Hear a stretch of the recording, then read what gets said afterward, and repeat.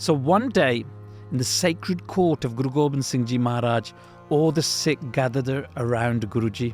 The atmosphere was filled with devotion and reverence as they sat eagerly awaiting for words of wisdom from Maharaj. Amongst them, one Sikh stood up respectfully and asked, "Satguruji, how can one cross this treacherous and hard world with ease? Please enlighten us, so that your Sikh may hear this and then navigate this life successfully, finding peace along the way." Guruji then responded, "The easy way is this." Guruji explained, "The mind will never find peace until it stops focusing on worldly manners. If you keep thinking about the world, then you will always remain stuck, trapped, a slave to the world. Have complete and utter faith in Parameshwar Waheguru, and know that the difference between a person, Atma, and Paramatma is thinner than a moth's wing." Guruji repeated this profound truth 3 times, emphasizing its importance. The Sikh listened intently as Guruji spoke. The distance and difference between a person and Waheguru is thinner than a moth's wing. It's really small. Without knowing it, it seems so far, but in fact, Parameshwar Waheguru is closer than we can even imagine. If you get rid of your ego, the path becomes easy. Do Simran, meditate on the divine name, and remember that we will all die one day. The world is like a flowing river. It does not stand still. Do not get caught up in this flow. Do not forget death, and do not forget Simran. Remembering these 2 things will save you, and you won't commit sins, not with your body and not with your mind. Those Sikh present who truly heard and understood began to meditate, doing Simran and remembering the inevitability of death. Their troubles started to fade away. Meeting the true Satguru, their sins were washed away and their minds began to become pure. Free of thoughts of worldly things, they were engrossed in Simran. And you will only fall more and more in love with Guruji the more Simran you do. And these teachings are essential now as they were back then. To follow the path of Sikhi and navigate our way through this world is essential. It's essential that we fall in love with Guruji. We give our hearts to Guruji. We practice Naam, Simran, and practice the Guru's teachings.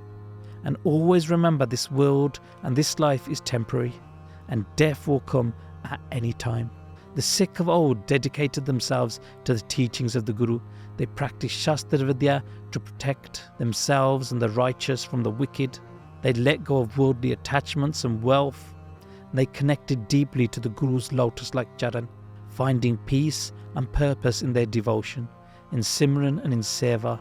And we must do the same thing. And in this short Sakhi, we learn a massive lesson. We learn how to navigate life.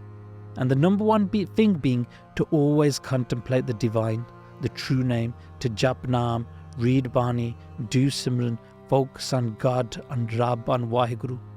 The second is to keep in mind that we're all going to leave this place. Contemplating this daily, these things will build a relationship with God.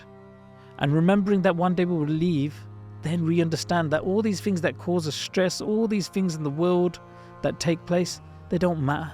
This is all temporary. Someone's talking about you on the internet. It does not matter. If you don't have the latest phone or Jordans, it doesn't matter.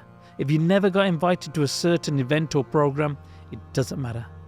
If you don't have a big house as big as your friends or relatives, it doesn't matter. These are really small things, superficial things, and we worry about them in this world so much. But truly in the face of death, none of these mean anything.